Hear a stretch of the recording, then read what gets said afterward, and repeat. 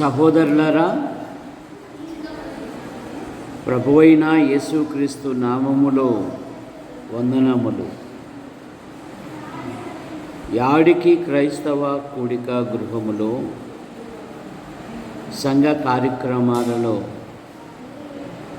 బుధవారము బైబిల్ పట్టణం గనుక మీ పనులు, ప్రయత్నములు, కార్యములు ముగించుకొని మీతో పాటు మీ పొరుగువారిని కూడా తీసుకొని రావలసిందిగా మనవి చేయొచ్చు. ఈ కూడిక కొద్ది నిమిషాలలో ప్రార్థనచే ప్రారంభించబడును గనుక మీరు త్వరపడి సిద్ధపడి రావలసిందిగా ప్రభువైన యేసుక్రీస్తు నామములో మిమ్మల్ని అందరినీ ఆహ్వానించుచున్నాము.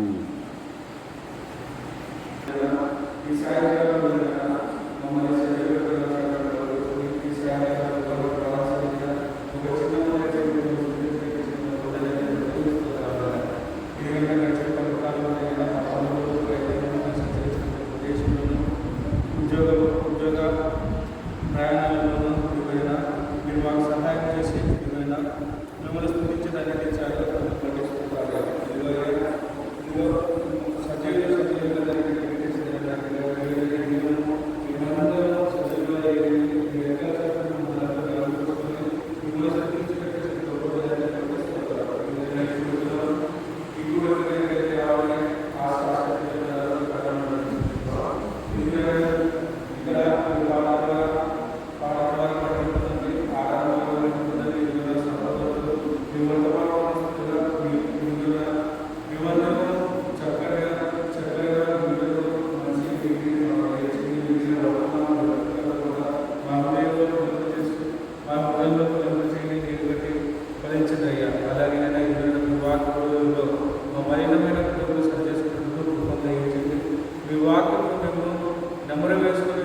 నెమరు వేసుకొని ధ్యానించినప్పుడు కృపను దాన్ని తిరిగి అభ్యసించినప్పుడు తెలివిని జ్ఞానం మాకు అనుగ్రహించడం చూస్తున్నాం.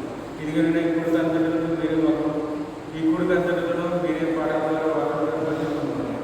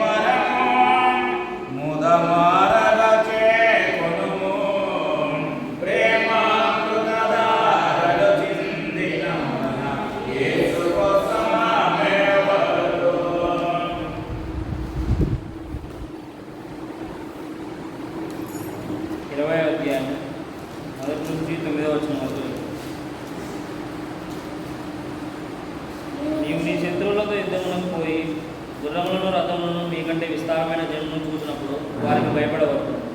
ఐగుప్తు దేశంలో నుండి నిన్ను రప్పించిన నీ దేవుడైన యెహోవా నీకు తోడై ఉన్నాడు.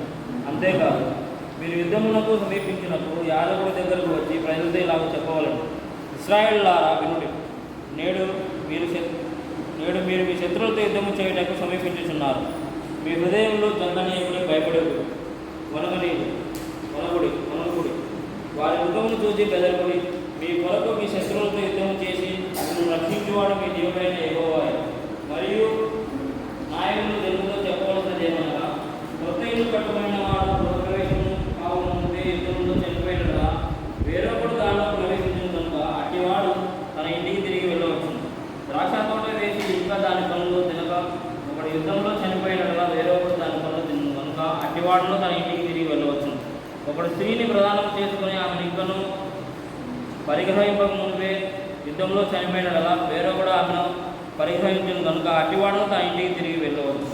నాయకులు జనులతో ఎవడు భయపడి మెత్తని గుండెగల వాడును వాడే తాను అధైర్యపడిన రీతిగా తన సహోదరుల గుండెలు అధైర్యపరచుకున్నట్లు తన ఇంటికి తిరిగి వెళ్ళవచ్చునని చెప్పవలెను. నాయకులు జనులతో మాట్లాడుట చాలించిన తరువాత జనులను నడిపించుటకు సేనాధిపతులను నియమింపవలెను. సహోదరులారా, ప్రార్థన చేసి ప్రేమించిన మా తండ్రి, మీ నామాన్ని బట్టి మీకు స్తోత్రములు చెల్లిస్తాం. రాకడ దినాలు, అంత్య దినాలు, అపాయకరమైన దినాలలో ఈ నెల చివరి దినాలకు నడిపించారు. మీకు స్తోత్రములు. మరో నూతన మాసం ఎదుట ఉన్నది. నూతన స్థలాలు, ప్రదేశాలు, ప్రాంతాలలో మీ కుమారుని ప్రకటించినట్లుగా మీకు కొనసాగించి యాడికి క్రైస్తవ కూడిక గృహములో సంఘ కార్యక్రమాలలో బుధవారము బైబిల్ పఠనం కనుక పాటల ద్వారా నేను స్తుతించుటకు, ఘనపరచుటకు, మహిమపరచుటకు మీరిచ్చిన ధన్యతను బట్టి ముగిస్తూ ఇప్పుడు నీ వాక్యమును ధ్యానిస్తుండగా మీ దాసుడు బలహీనుడు మరుగుపరచండి, నాతోనూ మాతోనూ యంత్ర శబ్దం ద్వారా ఎందరైతే వింటున్నారో ఆకర్షించమని యేసు ప్రభు నామములో ప్రార్థిస్తున్నాం తండ్రి, ఆమేన్. ఈ ద్వితీయోపదేశ కాండం 20 అధ్యాయములో జాగ్రత్తగా ఉండండి, అల్లరి చేయకూడదు. గత బుధవారమున మనం ధ్యానం చేశాం. ఇందులో ఎవరు యుద్ధానికి పనికిరారంట? కొత్తగా ఇల్లు కట్టుకొనినవాడు, 2 తోట వేసుకున్నవాడు, 3 వివాహము చేసుకున్నవాడు, 4 మెత్తని గుండె గలవాడు. వీరు యుద్ధానికి పనికిరారు. యుద్ధానికి పనికొచ్చు వారు ఎవరంటే వారి ఆధ్యాత్మిక జీవితములో దేవుని పట్ల, దేవుని కార్యాల పట్ల ఆసక్తి కలిగి తమ ధనమును, తమ సమయమును, తమ గృహమును దేవునికి ఖర్చు పెట్టువారు కావాలి ధైర్యముతో.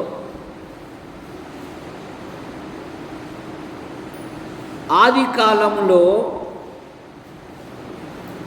నోవాహు ఉన్న దినాలలో సమస్త మానవాళి తమ మార్గములను చెరిపివేసుకున్నారు. సృష్టికర్తకే వారు వెద తీసుకొని వచ్చారు. సృష్టికర్త సంతాప పొంది వీరిని ఎందుకు చేసి తిని అని తన హృదయములో నొచ్చుకున్నాడు. అట్టి దినాలలో నోవాహు గురించి మనం చదువుతాం. నోవాహు దేవుని కృపను పొందినవాడు. నోవాహు గురించి దేవుడే సాక్ష్యం ఇస్తున్నాడు. తన తరములో నిందారహితుడై ఉన్నాడు. ఎందుకంటే దేవుడు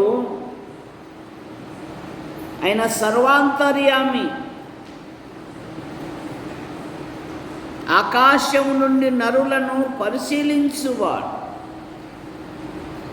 14వ కీర్తనలో వివేకము కలిగి దేవుని వెతుకువారు కలరేమో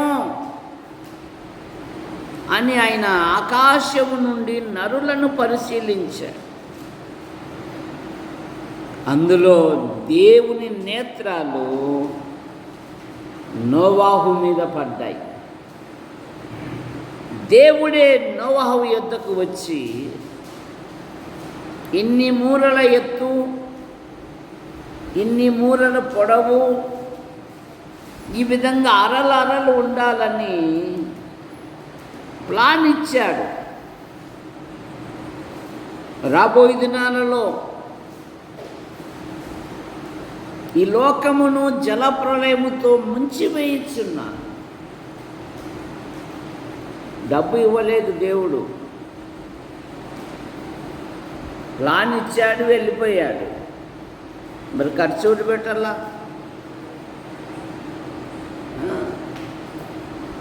మనం ప్రతిదానికి, కుటుంబంలో ఉన్న ప్రతిదానికి ఇష్టపడి ఖర్చు పెడతాము.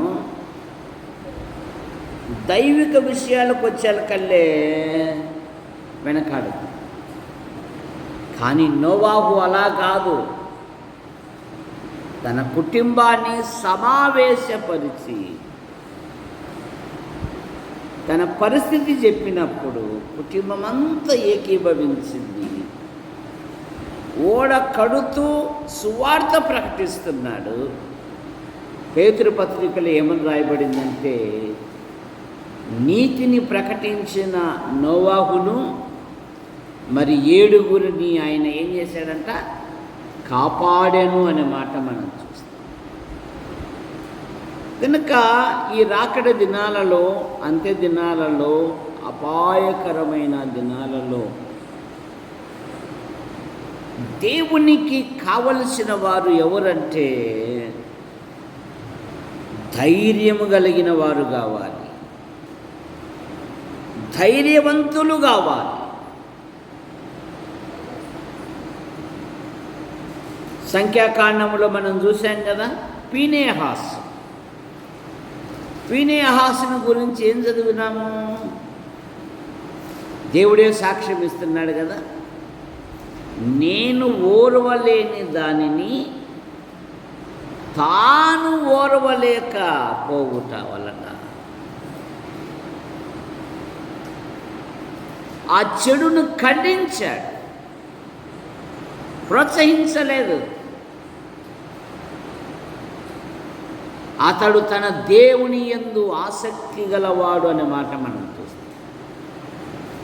అతడు తన దేవుని యందు ఉజ్జియా అతిశయించి గర్వముతో దేవాలయంలోనికి వెళ్ళి ధూపార్తులు తీసుకొని ధూపం బయటికి వెళితే ధైర్యవంతులైన యాజకులు, రాజుగారు అది నీ పని కాదు,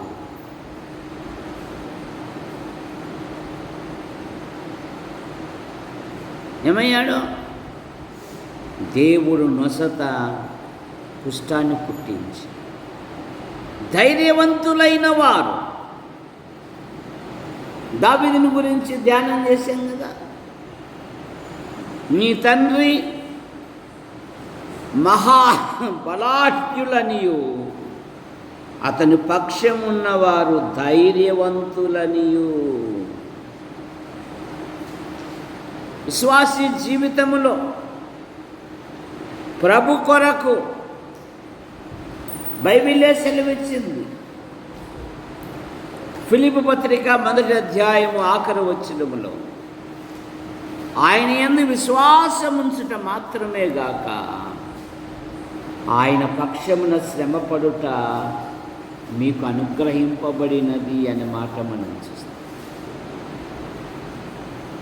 ఆది అపోస్తలులు ఆ నామము కొరకు అవమానము పొందుటకు పాత్రులమని ఎంచబడినందున మహాసమాజము ఎదుట వారు దుఃఖించుకొని వెళ్ళలేదు, కానీ మహా సంతోషముతో వెళ్ళారు. ప్రభు కొరకు దావీదు అంటాడు కదా, దీనిలో నేను ధైర్యముని విడవకుందును అంటాడు. దావీదు విశ్వాసం ఏంటంటే 10,000 మంది మోహరించినను నీవు నన్ను సురక్షితముగా కాపాడు. 10,000 మంది మోహరించినను దీనిలోనే ధైర్యముని విడవకుందును. ఆది అపోస్తలుల గురించి ఏం చదువుతాము? వారు విద్య లేని పామరులని, వారు యేసుతో ఉన్నవారు. కారణం ఏమంటే వారి ధైర్యమును చూసినప్పుడు. కనుక విశ్వాసీ జీవితంలో ప్రభు కొరకు నిలబడాలి.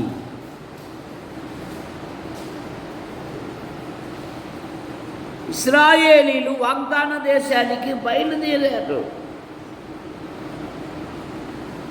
వారి నాయకుడేమో ఐగుప్తును విడిచి వచ్చాడు. వీరు ఐగుప్తులో నుండి వచ్చారు, కానీ లోకమని ఐగుప్తు వాళ్ళ హృదయంలోనే ఉంది. అందుకని ప్రతి చిన్న సమస్యకు, ప్రతి చిన్న కొరతకు వారు ఉపయోగించే బాణం ఏదంటే మేము రిటర్న్ ద ఐగుప్తు, మేము ఐగుప్తులోకి వెళ్ళిపోతాం. జాగ్రత్త. విశ్వాసీ జీవితములో విశ్వాసమునకు కర్తయు దాన్ని కొనసాగించువాడైన యేసుక్రీస్తు వైపు చూచుచు మన ఎదుట ఉంచబడిన పందెములో ఓపికతో సాగాలే కానీ నాగటి మీద చేయి వేసి వెనక తట్టు తిరుగువాడెవడునో నాకు పాత్రుడు కాడు అన్నాడు మన ప్రభు అయిన యేసుక్రీస్తు. అందుకని వారు అరణ్యములో ఆకులు రాలిపోయినట్లుగా రాలిపోయారు.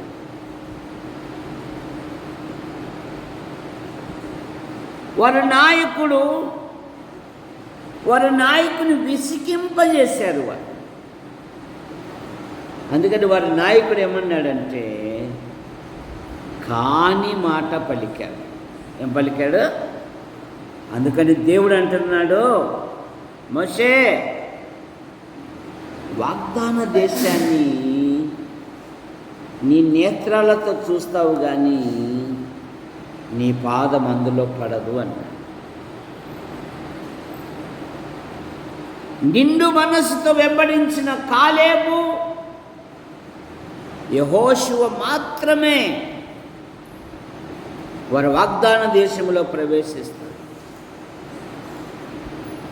ఆ తరము వారందరూ అరణ్యములో ఆకులు రాలిపోయినట్లుగా రాలిపోయారండి. సంఖ్యాకాండం 13వ అధ్యాయం.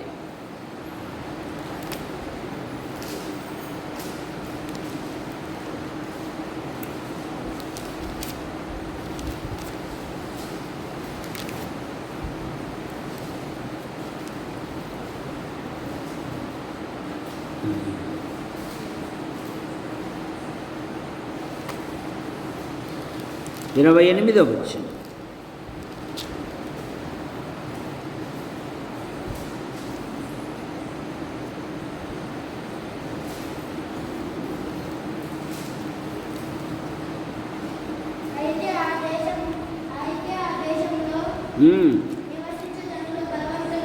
బలవంతులు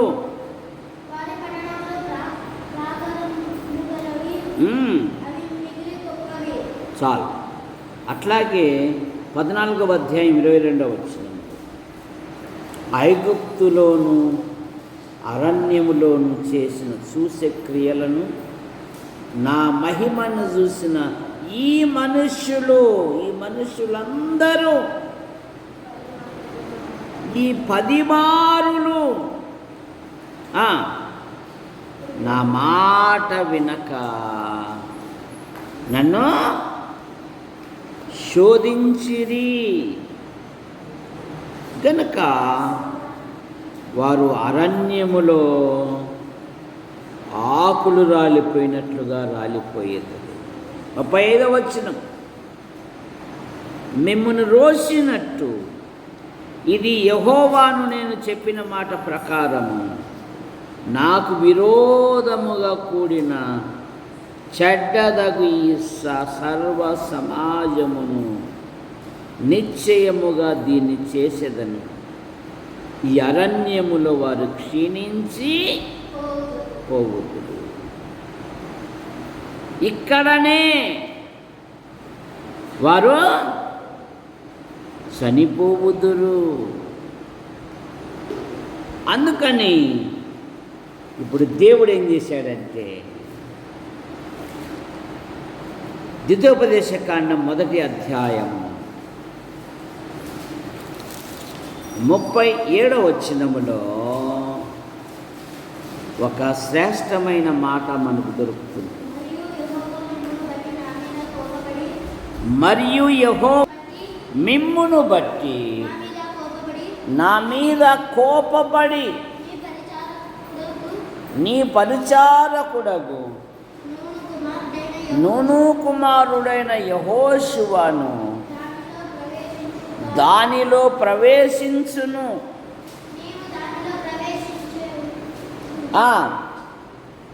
ప్రవేశించవు గనుక నీవు అతన్ని ధైర్యపరచుము. ఏమంటున్నాడు? నీవు అతన్ని ధైర్యపరచుము. కనుక విశ్వాసి తన ఆధ్యాత్మిక జీవితంలో మోషే నువ్వు ఆ వాగ్దాన దేశాన్ని చూస్తావు కానీ అందులో నీవు ప్రవేశింపలేవు గనుక యెహోషువను ప్రవేశించును గనుక నీవు అతనిని ధైర్యపరుచుము. అంత చక్కని మాట అండి.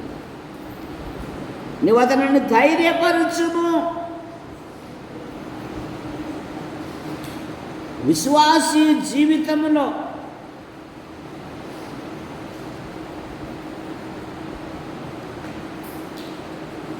రక్షింపబడిన నీ ఆధ్యాత్మిక జీవితంలో నీ వెనక ఉన్న నూతనంగా వచ్చువారిని ఏం చేయాలంటే నువ్వు ధైర్యపరచాలి.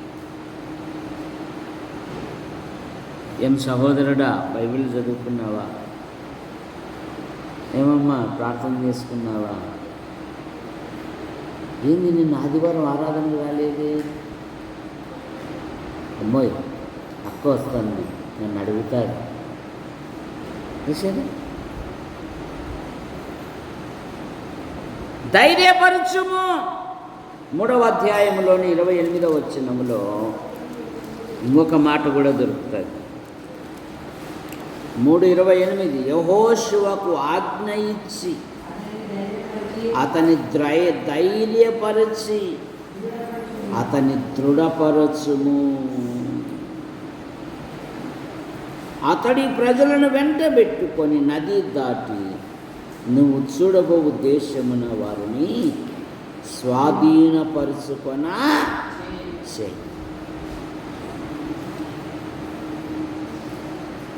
సీనియర్ విశ్వాసులు జూనియర్ విశ్వాసులను ఇప్పుడు అందరికీ ఫోన్ ఉంది, అన్నం పక్కన పడేసేయి. ఒకప్పుడు అన్నం ఉందో లేదో అని ఆలోచించేవాళ్ళు. ఇప్పుడు అన్నం లేకపోయినా ఏముంది? 5G మొబైల్, మామూలు ఫోన్ కూడా కాదు, స్మార్ట్ ఫోన్. పనికి మాలిన దానికి ఉపయోగించేదానికంటే ఎవరు రాలేదో వాళ్ళ నంబర్ తీసుకొని ప్రోత్సహిస్తే మాట్లాడితే ఎంత బాగుంటుంది, ఎంత ఆనందంగా ఉంటుంది. అక్క నా నంబర్ ఎట్లా తెలుసు అక్క? మనసు ఉంటే మార్గం ఉంటుందమ్మా. చాలా వందనాలు అక్క, నాకు ఫోన్ చేసి పలకరించారు.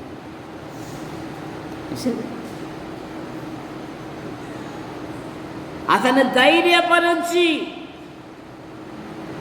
అతనిని దృఢపరచుము.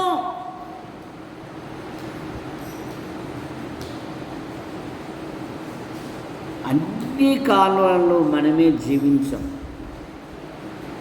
మనమైనా రాబోయే తరమైనా ఈ భూమి మీద ఒకరికి అప్పచెప్పి వెళ్ళాల్సిందేదే కానీ మూట కట్టుకొని ఎవ్వడు పోడు. మూట కట్టుకొని పోయేటోడెవడంటే పాపం. నేను రాయలసీమలో కొట్లాడేటప్పుడు రే మూట కట్టుకొని పోతావురా కొడక అంట. ఎందుకంటే వాని క్రియలు అలాంటివిగా. అందుకు బైబిల్ కూడా చెప్పింది, కొందరి పాపములు తేటగా బయలుపడి న్యాయ తీర్పునకు ముందుగా నడుచును, మరికొందరి పాపములు వారి వెంట వెళ్ళును. కనుక ప్రభు కోసం నువ్వు ఏదైతే చేస్తావో అది పరిశుద్ధులందరి ఎదుట ప్రశంసించబడుతుంది. సమయము స్వల్పము, కుటుంబానికి పనికే కాదు, దేవుని పనిలో కూడా నువ్వు ఖర్చు పెట్టాలి.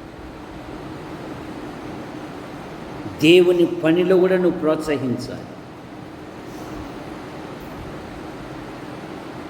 దేవుని పనిలో కూడా ధైర్యపరచాలి.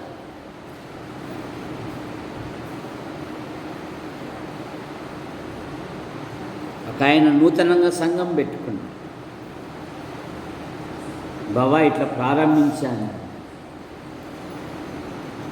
వెళ్ళి బలపరిచాను. ఈరోజు 200 మంది వస్తారు ఆయన దగ్గర. బావా ఇంత రావడానికి ఇంత కట్టడానికి నువ్వే బావా, నేను కాదు నీకు ఒక సహాయకునిగా ఉపయోగపడినా అంతవరకే. నాకు రావాల్సిన జీతం పరలోకంలో ఉంటుంది అని చెప్పి. కానీ ఇంతమంది గ్యాదరింగ్ అవుతున్నారంటే బావా ప్రారంభంలో నువ్వు నాకు సహాయకునిగా ఉన్నావు బావా. సరే, ప్రభు పనిలో ఏదైనా నువ్వు ఖర్చు పెట్టు, అందుకు దేవుడు 2 ఇస్తాడు. ద్వితీయోపదేశకాండం 31వ అధ్యాయం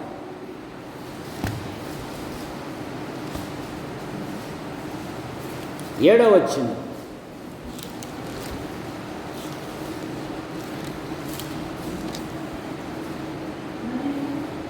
మోషే యెహోషువను పిలిచి, నువ్వు నిబ్బరము కలిగి ధైర్యముగా ఉండుము, యెహోవా ఈ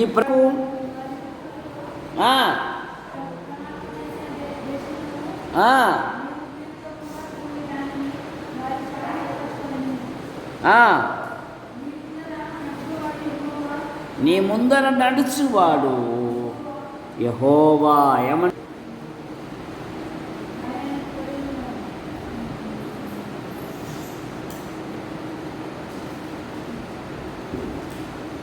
నీవు నిబ్బరము కలిగి ధైర్యముగా ఉండము, యెహోవా ఈ ప్రజలకిచ్చుటకు వారు పితరులతో ప్రమాణం చేసిన దేశమున నీవు వీరితో కూడా పోయి దానిని వారికి స్వాధీనపరచుకో. నీ ముందర నడుచువాడు యెహోవా, ఆయన నీకు తోడై ఉండును. ఆయన నిన్ను విడువడు, నిన్ను ఎడబాయడు.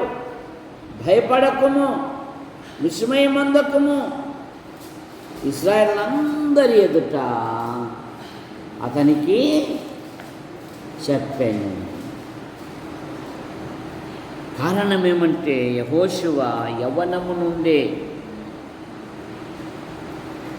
నిర్గమాకాండం 14వ అధ్యాయంలో మోషే తన చేతులు పైకెత్తినప్పుడు ఇశ్రాయేలు పక్షమున యెహోషువ అమాలేకీయులతో యుద్ధం చేస్తున్నాడు. నిర్గమకాండం 33:11లో మోషే ప్రజల యొద్దకు వెళ్ళి సమస్యను పరిశీలిస్తున్నాడు. కానీ యెహోషువ అనే యవ్వనుడు గుడారములోనే ఉండి వెలుపలికి రాలేదు అంట. దేవుని సన్నిధిలోనే ఉన్నాడు. దేవుని సన్నిధిలో ఉండి ఎదిగిన సమూయేలు దైవజనుడయ్యాడు. దేవుని సన్నిధిని విడిచి దూరముగా పోయిన యోనా అపహాస పాలయ్యాడు. యెహోషువ అనే యవ్వనుడు గుడారములోనే ఉండి వెలుపలికి రాలేదు అనే మాట మనం చూస్తాం. ఇక మొదటి అధ్యాయములో యెహోషువ గ్రంథములో దేవుడే అనేక మాటలతో యెహోషువను ధైర్యపరిచారు. అందుకని యెహోషువ ఎక్కడే కానీ బలహీనపడలేదో.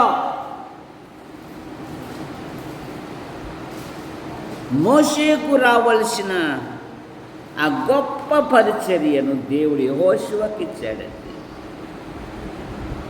వారి వారి స్వాస్థ్యములను పంచి ఇచ్చాడండి.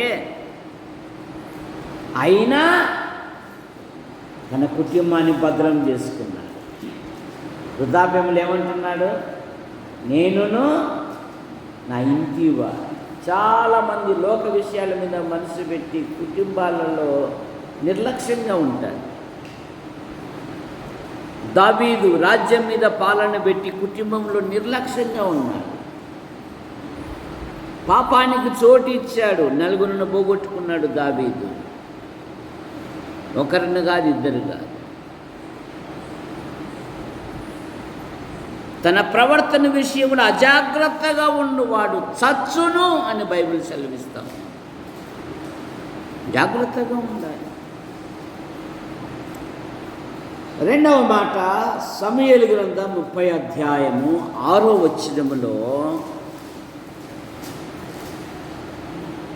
దావీదును ప్రేమించి 600 మంది దావీదును వెంబడించారు.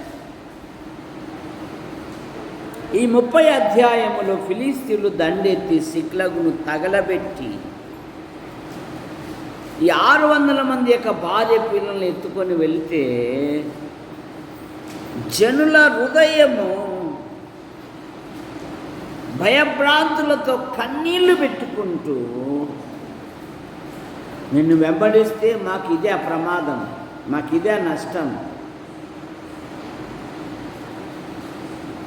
తలా ఒక రాయి తీసుకొని అంటున్నారు ప్రజలు. కానీ 30వ అధ్యాయం 6వ వచనములో దావీదు తన దేవుడైన యెహోవాను బట్టి ధైర్యము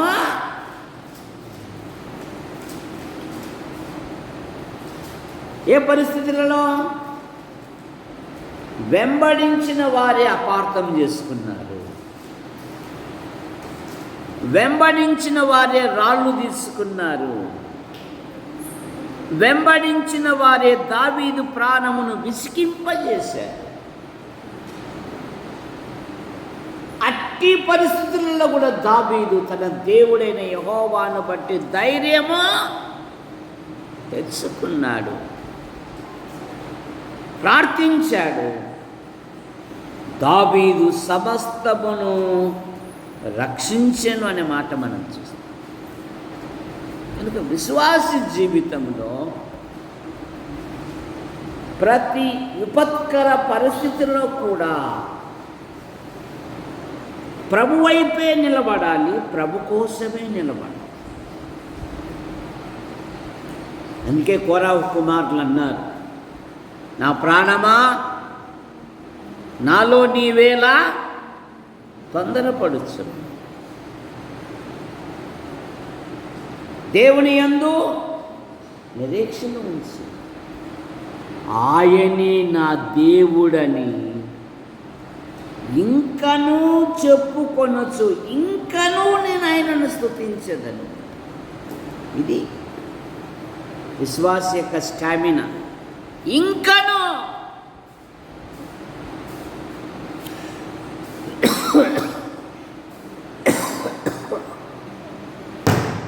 నువ్వు బాగా చెప్తుంటావులే, ఆడేడ బాగా తిని గుండ్రాయి మాదిరి ఉండి ఇంకనూ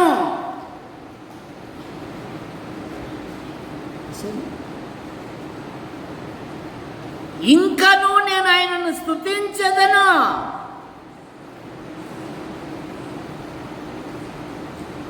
శ్వాస జీవితంలో ప్రభును ఘనపరచాలి, ప్రభును మహిమపరచాలి, ప్రభును ప్రశంసించాలి. మూడవ మాట, మొదటి రాజుల గ్రంథం 2వ అధ్యాయము 2వ వచనములో తన కుమారుడైన సొలొమోనుతో దావీదు ఏమంటున్నాడంటే, లోకులందరూ పోవలసిన మార్గమున నేను పోవచ్చున్నాను. అదే సొలొమోనా, ఇట్లారా, మీ అమ్మ నీ మీద ఎంత ప్రేమ కలిగినదిరా, నిన్ను సింహాసనం మీద కూర్చోబెట్టాలని మీ అమ్మ కూర్చోబెట్టిందిరా నేను. ఇట్లారా, లోకులందరూ పోవలసిన మార్గమున నేను కూడా పోవచ్చున్నాను. 2వ వచనం, మొదటి రాజుల గ్రంథం 2:2.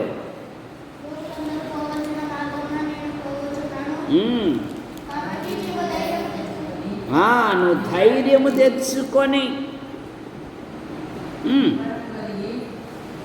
నిబ్బరము కలిగి నీ దేవుడైన యెహోవా అప్పగించిన దానిని కాపాడి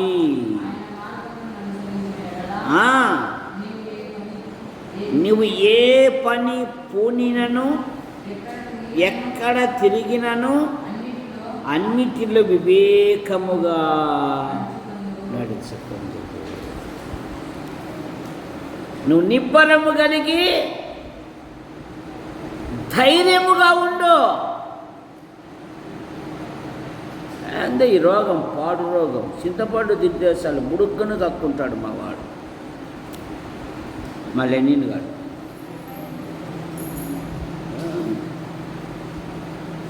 రోగమా,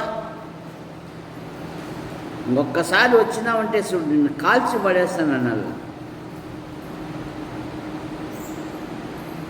బిడ్డ ఇట్లా నేను ఆ దైవ గ్రంథం తీసుకో, దేవుడు నిన్ను ఏర్పరచుకున్నాను నాయన, దేవుని మందిరము కట్టి ధన్యత దేవుడిని ఇచ్చాడు బిడ్డ.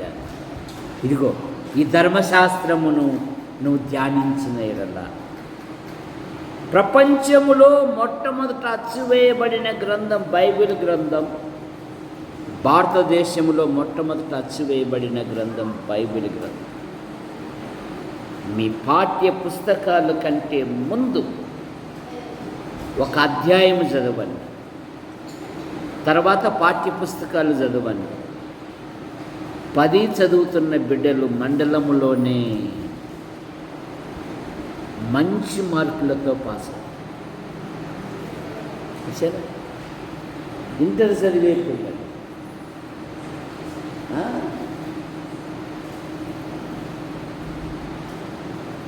పాలు లాంటి ఉన్నతమైన వ్యక్తులు పాఠ్య పుస్తకాల కంటే ముందు బైబిల్ చదవాలి, కంఠస్థం చెయ్యాల. మనిషిని కోస్తే ఏమొస్తుందిరా? రంగునీళ్ళు కాదురా, రక్తం వస్తుంది. పశువుని కోసినా, పక్షిని కోసినా, కానీ క్రైస్తవుని కోస్తే వాక్యాలు జల జల జల రాలంట. ఏదో 10 వాక్యాలు నిర్మోటంగా నిర్భయంగా నిలబడి 10 కంఠత వాక్యాలు రెఫరెన్స్ చెప్పగలరా? మా మేడం చెప్పలేదు అనుకోలేదు, లేకుంటే మేము నేర్చుకునేవాళ్ళం. సరే, నిందేమో మేడం మీదికి. వాక్యము పట్ల చురుకుదనం ఉండాల. బైబిల్లో 119వ కీర్తన అతి పెద్దది కదా, ఎట్లయినా కంఠస్థం చేయాలి. గుత్తి ప్రసన్న కుమార్, ఆటోదోలే గుత్తి ప్రసన్న కుమార్తె 119వ కీర్తన అనర్గళంగా ఒకసారి బైబిల్ క్లాసులో చెప్పింది అనంతపురం. యవ్వన సమాజంలో నిలబడి, మా నాయన పాస్టరు, మా అమ్మ పాస్టర్, అమ్మ నాకు మాత్రం ఒక వాక్యంలో రాదు, ప్రార్థన చేసేకు రాదు అంటే, ఏం నేర్పినారమ్మా మీ అమ్మ మీ నాయన రోజు బ్యాగ్ చేసుకుని తిరుగుతుంటాడే. ఎవరికి భయ మానం చెప్పు కళ మీద? ఎవరికి భయ? వాళ్ళ నాయనకు భయ, వాళ్ళ అమ్మకు భయ. సరే, కంఠస్థం తప్పులు లేకుండా తిప్పలు పడైనా నేర్చుకోవాలా.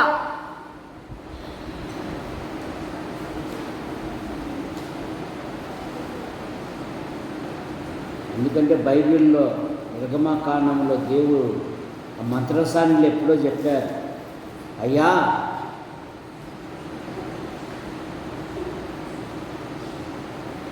ఎవరు చురుకైన వారంట? ఎవరు చురుకైన వాళ్ళు? ఎవరు? అయ్యా, ఐగుప్తు స్త్రీల కంటే హెబ్రీ స్త్రీలు చురుకైన వారు. సరే, ఒక చురుకైన వాడిని ఎందుకు పంపుతున్నానన్నాడు. ఊరాము అనేవాడు చురుకైన వాడు అంట. ఒక చురుకైన యవనస్తురాలు. సరే, మన చురుకుదనం అంతా కక్ష తీసుకోవడంలో చురుకుదనం. పలానా సమయంలో అంటావా?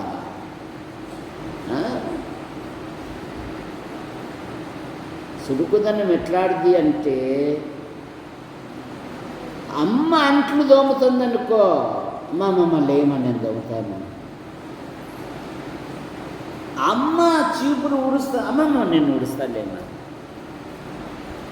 ఉడిసని ఆరోగ్యం కదా మా అమ్మకి, అసలు షుగర్ పేషెంట్. అదిగా సహాయపడుటలు. సరే, యవన పిల్లలు తల్లిదండ్రుల దగ్గర ఉన్నప్పుడు మంచి ఆధ్యాత్మికమైన విషయాలు నేర్చుకుంటే మీ భవిష్యత్తులో దేవుడు ఎక్కడ ఉంచుతాడో మాకైతే తెలియదు. అప్పుడు ఈ మాటలు ఉపయోగపడతాయి. అప్పుడు అబ్బ చెప్పాడు కదరా, అప్పుడు తాత చెప్పాడు కదరా, మా ఇంటి పక్కనే కదరా మందిరము. ఇప్పుడు ఉద్యోగం ఉన్నా కానీ మందిరం అయితే ఈ 100 కిలోమీటర్లు. అప్పుడు నేను సద్వినం చేసుకోకపోయినాను రా, నష్టపోతారు.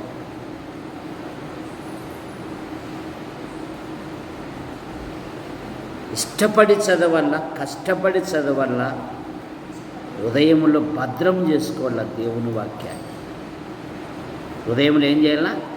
దేవుని వాక్యం ఎప్పుడైతే భద్రం చేసుకుంటామో దేవుడు వారిని హెచ్చిస్తాడు. సొలొమోను అంటున్నాడు, లోకులందరూ పోవలసిన మార్గమున నేను పోవచ్చున్నాను. నువ్వు నిబ్బరము కలిగి ధైర్యముగా ఉండుము. దేవుడు నన్ను ఏర్పరచుకున్నాడు. మొదటి దినవృత్తాంతములు 28వ అధ్యాయము 10వ వచనం.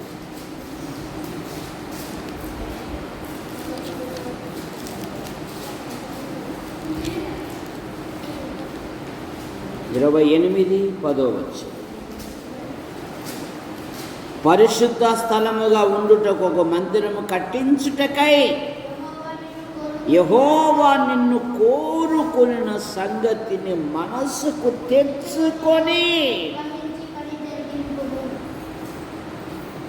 ధైర్యముతో పని జరిగించు. ధైర్యం వహించి పని ప్రారంభించు.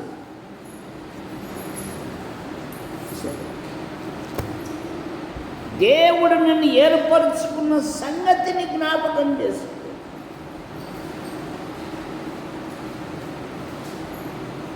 మందిరంలో ఒక పాత్రగా వాడబడుతున్నావు అంటే, మందిరములో దేవుని పనిలో ప్రయాసపడుతున్నావంటే, దేవుడిచ్చిన కృపను బట్టి ఈ కార్యక్రమం జరుపుటకు, ఈ పాట పాడుటకు, ఈ ప్రార్థన చేయుటకు, ఈ ప్రసంగం చేయుటకు దేవుడు నన్ను జగత్ పునాది వేయబడక మునిపి ఏర్పరచుకున్నాడనే సంగతి జ్ఞాపకం చేసుకుని ధైర్యముతో పని జరిగించు.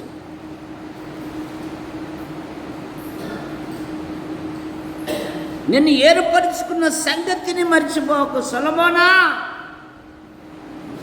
దేవుడు నన్ను ఏర్పరచుకున్నాడు. మనల్ని అయితే జగత్ పునాది వేయబడక మునిపి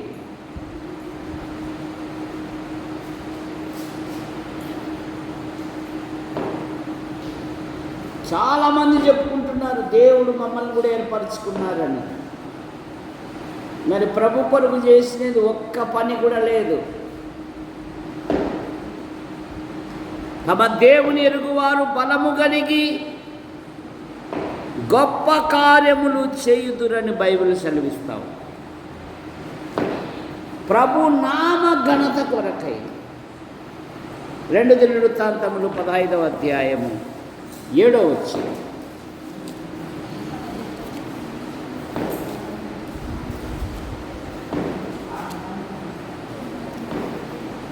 పదహైదు 15:7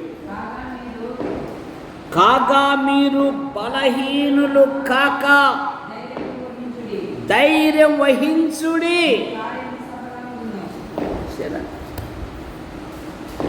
మన పిల్లలను ఎప్పుడు ఆయన ధైర్యపరిచే దేవుడు. అవుతుందో అవ్వదో ఏమబ్బా, నా నమ్మకాలు లేవబ్బా, వారు ఎందుకు వాగ్దాన దేశంలో ప్రవేశించలేకపోయారని బైబిల్ సెలవిస్తూ ఉంది.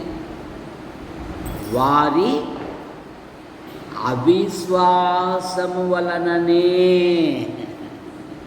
వారెందుకు ప్రవేశించలేకపోయారంటే వారి అవిశ్వాసము వలన. మనమైతే విశ్వాసంతో కొనసాగుదామంటాడు హెబ్రీ పత్రిక.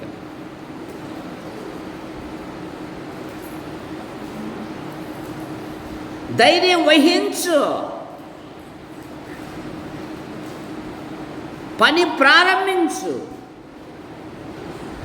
దేవుడే అద్భుతమైన సహాయం చేస్తాడు. 6వ మాట ఎజ్రా గ్రంథం 10వ అధ్యాయము 6వ వచనములో దేవుని ప్రజలు ఎజ్రాను ఏ విధంగా ధైర్యపరుస్తున్నారో చూడండి. లెమ్మా, ఈ పని నీ ఆధీనములో ఉన్నది, మేము నీతో కూడా ఉందుము. నువ్వు ధైర్యము తెచ్చుకొని దీనిని జరిగించుమనగా. ఇది కావాలి.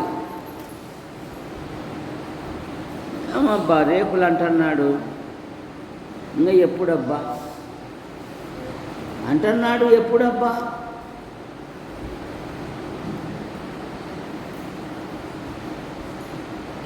మేము నీతో అవి ఎప్పుడు ప్రారంభిస్తాం? సాయంత్రం పూట ఖాళీగా ఉంటే మా ఇంటికి రండి.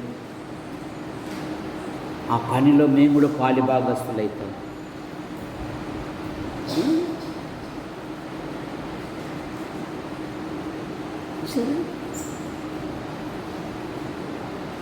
యెరూషలేములో కరువు వస్తే సంఘములోని ప్రతి వాడు సహాయం చేయటకు ముందు వచ్చారు.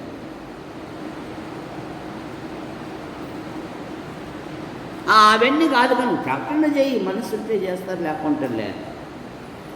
అది ఎట్లయితుంది? వీళ్ళేమంటున్నారు? మేము నీతో కూడా ఉందుమో. లేమ్మా, ఈ పని నీ స్వాధీనములో ఉంది, మేము నీతో కూడా ఉంది. తప్పేమి? సంఘంలోని ప్రతి కుటుంబానికి విషయాన్ని తెలియజేసి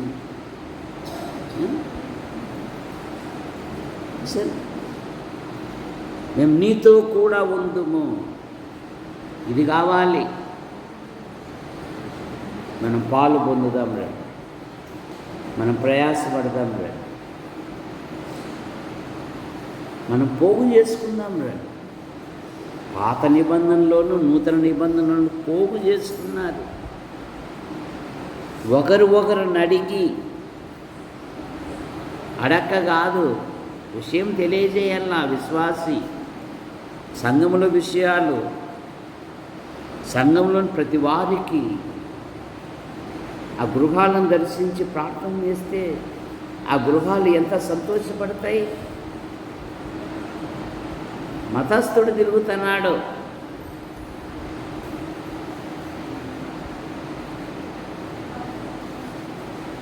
లేమ్మా, ఈ పని నీ ఆధీనములో ఉంది, మేము నీతో కూడా ఉంది.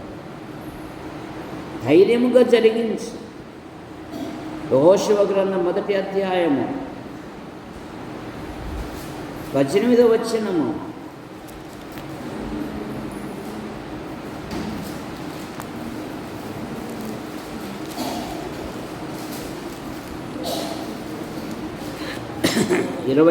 మొదటి అధ్యాయం 28వ వచనం చదవండి. 18.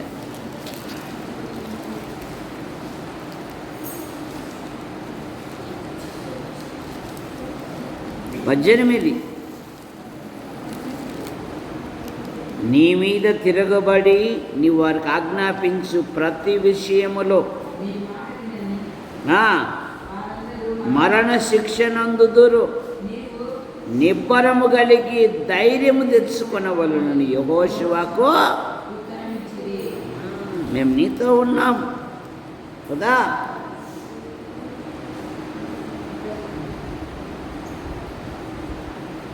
చిన్న సంఘం, ఐక్యత. ఆది అపోస్తలులు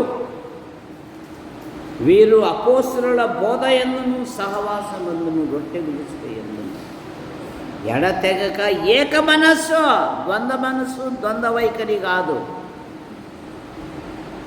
ఏకత్వం. ఆఖరి మాట సామెతల గ్రంథం 14:26లో దేవుని యందు భయభక్తులు కలిగి ఉండుట బహు ధైర్యము పుట్టించును. కనుక ఈ రాకడి దినాలలో, అంత్య దినాలలో, అపాయకరమైన దినాలలో విశ్వాసి భ్రష్టమైన లోకములో ధైర్యముతో ముందుకు సాగవలెను. ప్రార్థన. ప్రేమించిన మా తండ్రి, మీ నామాన్ని బట్టి మీకు స్తోత్రములు చెల్లిస్తున్నాను. ద్వితీయోపదేశ కాండం 20వ అధ్యాయము 9వ వచనం 2 భాగాలుగా ధ్యానం చేయటకు సహాయం చేశారు. నీరు కట్టి ఫలింపచేయండి, వ్యర్థం కాకుండా కాపాడండి. యంత్ర శబ్దం ద్వారా ఎందరైతే వింటున్నారో ఆకర్షించండి. యాడికి క్రైస్తవ కూడిక గృహం చేర్చబడిన ప్రతి కుటుంబాన్ని మీరు రెక్కలి కింద ఉంచుకొని కాపాడు. ప్రభుత్వ శాఖల్లో కొందరు, ప్రైవేటు సంస్థల్లో కొందరు, మరికొందరు డ్యూటీలలో ఉన్నారు. రాత్రింబగళ్ళు క్షేమంగా నడిపించి, కొందరు జీతాలు రాక నానా ఇబ్బందులకు గురి అవుతున్నారు. కనికరం చూపండి. అధికారుల మనసులను కదిలించండి. అద్భుతమైన సహాయం దయచేయండి. ఈ సెలవు దినాలలో సండే స్కూల్ పిల్లలను మీ రెక్కల కింద ఉంచుకొని కాపాడండి.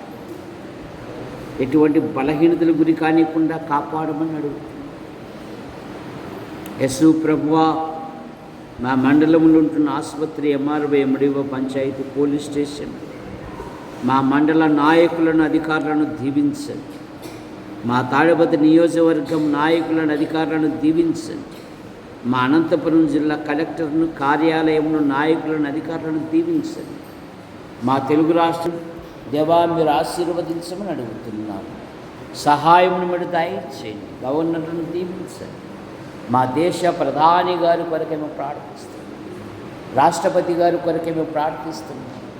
యేసు ప్రభువా, దేశ సరిహద్దులున్న సైనిక పటాలను దీవించండి. మా అధికారులు చక్కగా పాలించినట్లుగా మా పై అధికారులకు నీ దైవ జ్ఞానమును 27-28 వేసవబయలులో జరగబోయే వాక్య ధ్యాన కూడికలు దీవించండి. కట్పల్లి యోహానకు కుమారుడు మరి అమెరికా నుండి వస్తుండగా మీకు కొన్ని దయచేయండి. వారి ప్రయాణాన్ని దీవించండి. గుంటూరు, కర్నూలు, యాడికి, కొండూరు, కొన్న చెరువు, చాపరాలు, నేను కొండూరు సంఘాలను మీరు బలపరచండి. యేసు ప్రభువా, మీకు వందనాలు చెల్లిస్తున్నాను.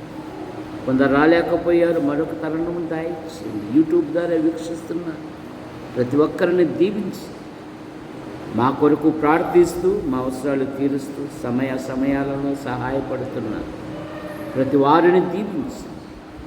అన్నం జోసఫ్ గారికి స్టంట్ వేయబడింది, మీరు ముట్టి స్వస్థపరచండి. నైనా పెనుమాక సుభాష్కు కండ్లు కోల్పోయారు, ఇదిగో మీరు ముట్టి స్వస్థపరచండి. అలాగే యేసు ప్రభువా, సుదర్శన భార్య గారికి ఆపరేషన్ జరిగింది, మీరు ముట్టి స్వస్థపరచండి. శ్రీరామూర్తి గారు ఆయన కుమారుని దీవించండి. ఆయన తీసుకుంటున్న ప్రతి మందుని పదార్థాలను దీవించండి.